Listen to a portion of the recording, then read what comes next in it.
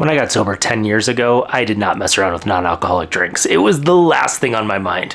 I'd barely survived active addiction, and the idea of risking any of it seemed absolutely insane. Like the idea that I would risk all of the work that I had done to get sober by having an NA beer, especially a crappy one. 10 years ago when I got sober, there were not awesome selections for NA drinks.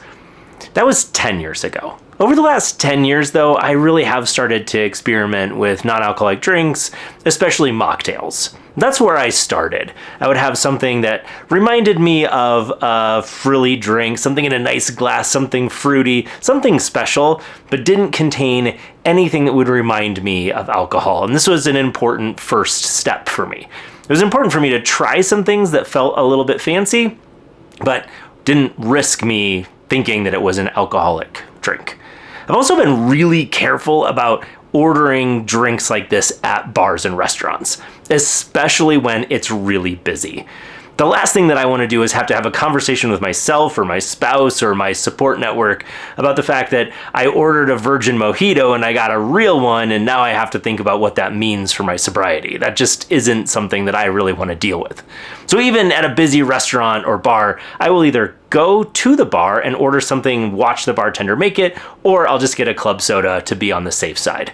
But over the years, as I've gotten more comfortable in my sobriety and as I've gotten more comfortable with the idea of non-alcoholic drinks, I've started to try some different things. I typically stick to athletic brewing or something like that, and I have maybe one a month. I don't drink a lot of NA spirits because honestly it reminds me of the things that I used to drink, and I don't really need to feel triggered. It's just not something that I honestly enjoy that much in my sobriety. I really do not ever drink non-alcoholic gin. I think I've smelled it a couple times and decided that since that was my drink of choice, since I spent lots of hours sucking down gin martinis, that having a gin non-alcoholic option is just not for me. I don't need a gin and tonic or anything like that. But over the years, one of the things that I've noticed is that it's really important for me to check in with myself as I'm having non-alcoholic drinks. I don't want to slip into the idea that somehow a non-alcoholic drink is going to fix something in my life, right? That I am feeling really down and sad or I need to relax, and a non-alcoholic drink is going to do that for me. I used alcohol as a tool and it led me very much astray in active addiction. So I watch for those kinds of things. If I'm feeling really sad or if I'm feeling really excited, this is why I avoid non-alcoholic drinks a lot on vacation as well. I don't need to have that additional layer of a potential trigger, and I don't need to think that it's going to fix something inside me when really I need to fix what's inside me on my own. I have developed an entire process of checking in with myself. It's called SHIFT. Set intention, honor my emotions, identify my triggers, focus, and think. It starts before I have a drink with identify my intention. What do I want out of this interaction with this non-alcoholic drink? It's just something I want to enjoy, something different, something refreshing, or am I feeling sad or disappointed? Do I want to fit in at a party? All of these are big red flags for me, and I'll very quickly abandon any idea that I had for a non-alcoholic drink.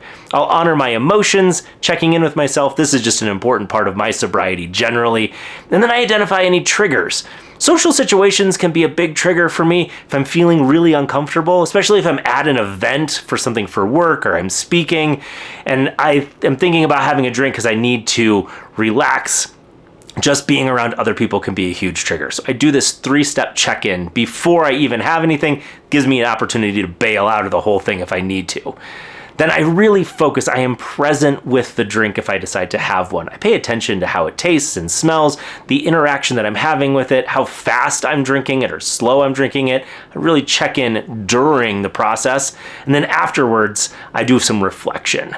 I want to make sure that I set my intention appropriately, that I didn't have any new triggers that came up that I wasn't expecting, and that I honored my emotions. This is just an important part of my process. Now, again, having a non-alcoholic drink is really a personal choice, and if it's something that you want to try in your recovery, then I say go for it, but make sure that you're really taking your time with it. And then if at any point you feel uncomfortable, there is no reason to continue this interaction. There's a little known secret in sobriety that if you are not enjoying something, you can leave, you can dump it down the drain, and you can start over.